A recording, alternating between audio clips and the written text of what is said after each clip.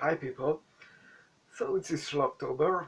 Maybe I will make a 31 mini reviews in general. This is the first six, then if not, then this is the whole bunch. So, the substance, it's all famous now out there. It has Demi Moore in the perfect role for an aging actress, because this substance makes you young, or does it? I don't want to spoil it for you in any major aspect, but this movie has a really good start. Unfortunately, after the first hour, which is genuinely a masterpiece, becomes very predictable, doesn't really bring what the trailer promises, and because it is predictable, it's boring. And the conclusion, not even conclusion, just the ending part, the third, last half hour, 21 minutes, is just the lazy solution. I'm sorry, but that's the gist of it. So I suggest you get it on streaming, watch the first hour, then fast forward on it or something just to get, yes, it goes the way you imagine it will. Because, the two personalities start to battle with each other. What is the big scar on the back of Demi Moore's back? You will find it out. I won't tell you. But it has something to do with the double pupil, and then comes the five or how many pupil the trailer promised, and that goes absolutely nowhere. That had just a good idea to show something new. Not on the idea level, but on the execution level. All this multiverse is running in popular in the movies and all that, and it does nothing. It does what 50 years ago the movies already did. So it's kind of a disappointment. Then I watched a couple of other movies and I remembered Half Hole. This is a German-made movie, if I'm not mistaken. They sometimes make good movies there, occasionally 1 out of 10 or something like that. And that movie, it's a teenage horror kind of comedy, just but that was the movie that convinced me that these touchscreen phones are the way to go. So it has a big nostalgia value for me, and that is the aspect you should pay attention to if you are willing to watch it. Then there was simple title Möbius from 1996, around here in my country. It was called the Möbius subway because it is a subway that the engineer messed so much with the blueprint that he managed to create a 4D underground subway, and one of the trains just disappeared one day, entered into this hyperspace. The whole thing is a French production, and it's very similar in concept to this Interstellar. It's not exactly the same. There is no time travel backwards, and it's more butterfly effect thing running. But it's basically the same, and it's a more of a thinking, talking sci-fi thing. It has a good atmosphere, and it's a solid movie. Then I genuinely love this. I got this when I was looking through the catalog of Asylum, but it really doesn't feel like an Asylum movie. This feels like a old school, like late 80s, early 90s, maybe early 80s vampire flick, Dracula, the original living vampire. You know, Nosferatu is coming soon, and there was this new Salem's Lot movie released. Yeah, that will be the seventh review in this mini review series. I watched not the new one, but the 1978 version, and I was watching that, and I realized that it is a bad story. It is a badly written story as in the novel. I never read the novel, but that movie is, I think, as far as I can see, and as I heard from other reviews, sticking very close to the story. Not how Barlow is presented, but half of Barlow's personality is brought to the antique dealer, and the vampire aspect is transformed to this Nosferatu-like thingy. It makes zero sense. You see, there are three elements in there. The Twin Peaks-like small town of America, the writer who is returning to his hometown that goes nowhere. That is a very obvious self-insert. Those are never good. What is this, Velma? Moving on. And there are the vampires who have no bearing on the plot. They are just attached to it because Stephen King is a horror writer, so he needed a supernatural aspect. But it has nothing to do with anything.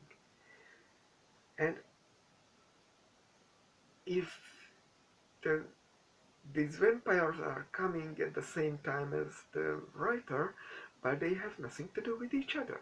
So it's not like there could be a build-up, fake build-up that the writer brought in the outside world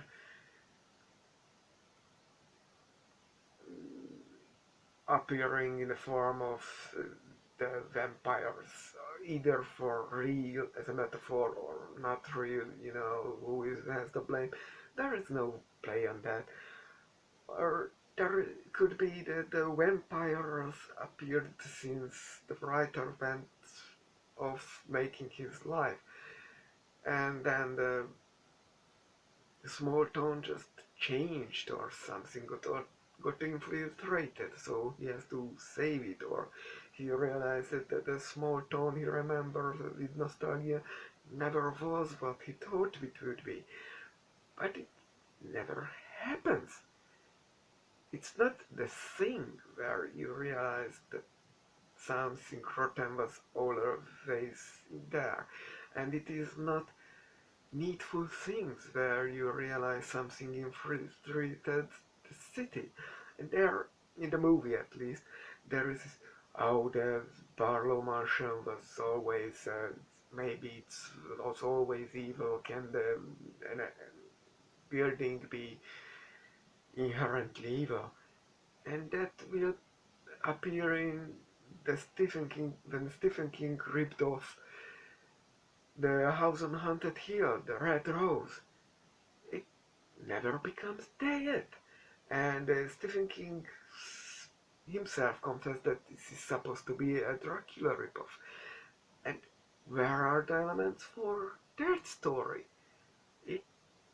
It's not a proper Dracula adaptation, if you want a lighter word. So what even is this? This is a stupid plot. And talking about plot, what is the plot? That the vampires are coming. It's either adaptation of it. The Bat novel has the very exact same thing because all the adaptations are doing this. The 1979 movie, I never saw the later adaptations, either of them. Maybe I will look them up just for you. There is told that Barlow is living since hundreds of years. That means this situation never happened. No one knows about the vampires existing, no one knows about the threat, no one knows about the threat, and this the vampires are breeding exponentially and will outpopulate us like some fucking stupid immigrants because I don't know, Stephen King is loving his Christianity and hates immigrants. I don't know. But yeah, in a lot of story of his, Stephen King is propagating, preaching Christianity, except in his very first novel, that was anti-Christian, Carrie. What to do with this story? What's the logic behind Barlow's actions, creating this whole vampire army? You never hear about the vampires getting hunted everywhere, so Barlow needs a replacement, so transform this whole town as a example and spread out and just live in the shadows. So there is no plan for that. Why, why this infestation? Why now? We, I, we know. I know that in the book there is in the 50s the city burned down because probably another attempt of infestations. But why this city? And we see that there that Barlow's coffin is brought in with a bunch of dirt. Where is Barlow originally from? On the basic level, Salem's Lot does not work. So if this new adaptation is focusing exclusively on the vampires, that's a good thing. You should be happy for it.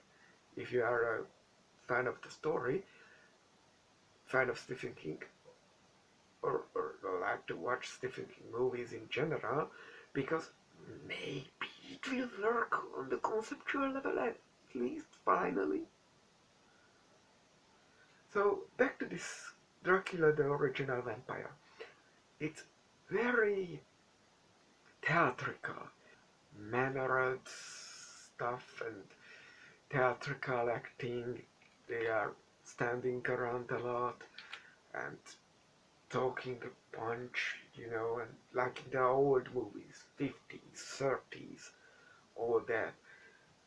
And it's very good and it has a very well built set. So they are doing this whole gender swapping and professional swapping, the characters have different jobs, but they kind of doing the same thing still. So it's very interesting what they do, how they transform the original material. And sure, it plays out in the early 1900s, and Van Helsing is a woman who is a lesbian, but this is an exploitation, kinda, so we don't get it, so don't get too much into it, but this is still just an exploitation thing, and it gives a very interesting switch to the mechanics, that it's not just men fighting like heroic people, but there was always this Frankenstein and the Invisible Man and Dracula. It always was this, how the world is changing from the traditional medieval settings to the science-based, illuminated new era of the 21st century. So making Van Helsing, a lesbian woman, makes sense on a core level of the story. It's not just for wokeness. Asylum wouldn't do that. They are an exploitation company. And the acting is very good with this very Bela Lugosi-like acting, although the cast is much younger and this is a much modern take and it is a colored movie and all that. But it's worth watching as a vampire movie. I very rarely like vampire movies because it's just not my genre. But this is something that's right there. Obviously not a very high budget production, but asylum movies are very lazy with their settings, but we really have these gothic furniture and everything, and candles and paintings and stuff around. It's great. And here is another movie which was lazy with the ending. The ending works, but it's not very satisfying. Come True from 2020. When you look it up in IMDb, there's a harsh contrast between the poster, which is Johnny Mnemonic kind AI avatar on the poster, and this very blonde, platinum blonde chick looks like could be 16. In the story, she's in her 20s. What even is going there? And that's just piqued my curiosity. Maybe worth watching it? Yes. It's a very tension-driven movie. There are these sleep paralysis demons, and there is this kind of mad scientist who is doing his own. He has his own shadows to look into this phenomena, and this girl sees these paralysis demons in her deepest dreams, and she goes to this dream clinic that maybe they can help her, even though she is a very introvert, so she doesn't actually tell them her problems, just hopes for the best. And the experiment turns out to be to reach the deepest state of the REM phase, where all the people in the experiment are driven very to the same dream. However, whatever they think it's Freudian or Jungian archetypes kind of stuff, and it's very obvious, at least for us experimenting modern audience, that they are just looking from the other side of the dreaming. What will happen? So when the two-dimension will one suff the other into their realm, or enter one side to the other side, and who will be there to do the side, and how will this whole thing, and what they even want, because the dreamers fear these figures, but they don't actually hurt anybody, so it's like Phantoms, the movie Phantoms. You can tell Recraft that it's just misunderstanding, and when she's going to that gate at the peak of the story, and all these sleep paralysis demons standing on the two sides of the road, that's what we knew it was coming, but still we were watching the movie that will it come, and yes, we want the whole thing to go that way, and the tension is absolutely delicious. And then the ending is just, yeah, it works, but it doesn't really do anything after the obligatory. Yes, it was all just, that.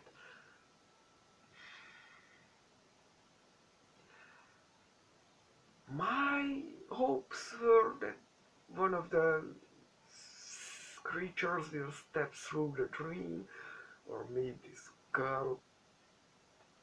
Well, that gateway passing that the girl passes to the other side did not work out. That maybe one of the creature will step into our realms and tries to shake the hand of the researchers. Yeah, that could have been so much more. Just cut the film there. We don't need to learn anything, even if it just steps in the room and the credits, roll credits. That would have been so much more than. But the movie is still worth watching, even with that kind of disappointing ending. But it's not entirely disappointing. It's a conclusion that concludes the story in an okay way. It's still a 7 out of 10 for me. So it's worth watching. And people love that. I put it in a Facebook group. It turned out people love this movie. But the final movie I want to tell you about is 2023 The Wall. I think it is a British movie, so it was very long in the festival circles, but finally it is on the net, on streamings and stuff. I don't you like this word when it comes to movies, because what does it even tell you? Not much. If we are honest, it's so overused. Mr. GG spirit on his entire channel of this word, disturbing. But this movie is disturbing. What do I mean? It is very in the uncanny valley. That's why it is so disturbing. There is this painting that needs to be restored, and there is this well where some maniacs is keeping people hostage. You can't even be sure that he will sacrifice them to the well, because anyone who is killed there and dropped into the well, it's a running thing, just called for it. Just was disrespectful and, tried to escape and all that, but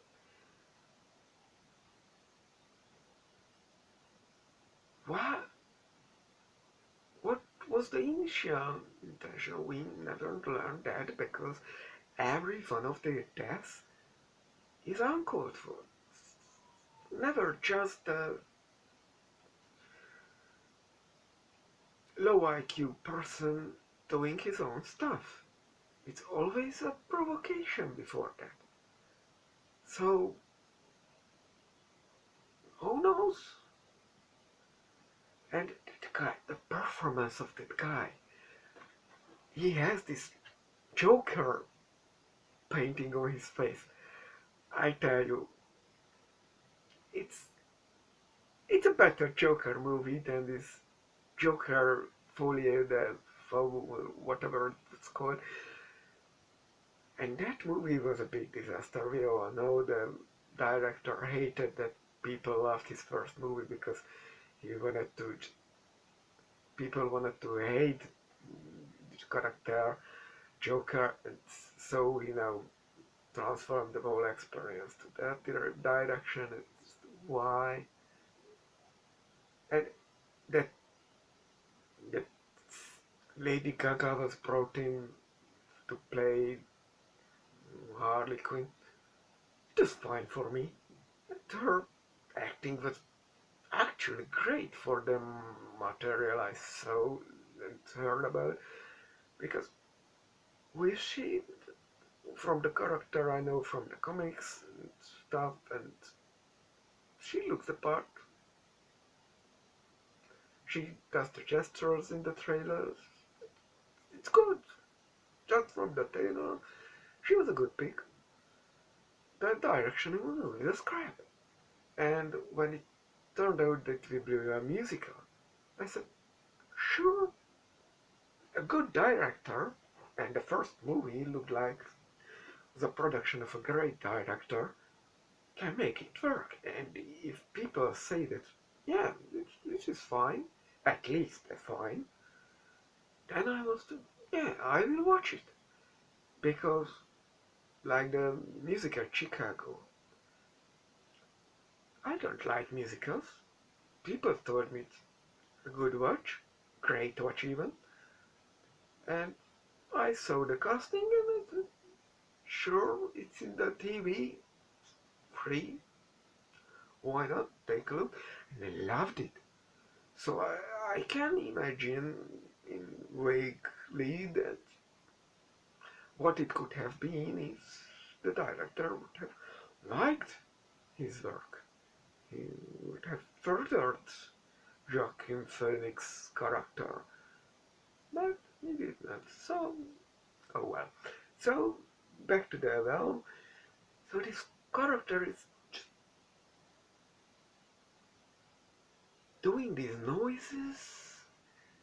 He doesn't have actual dialogue, so it's very disturbing that he looks like he's trying to speak, but is he possessed? Is he mentally challenged? Or what is going on with him?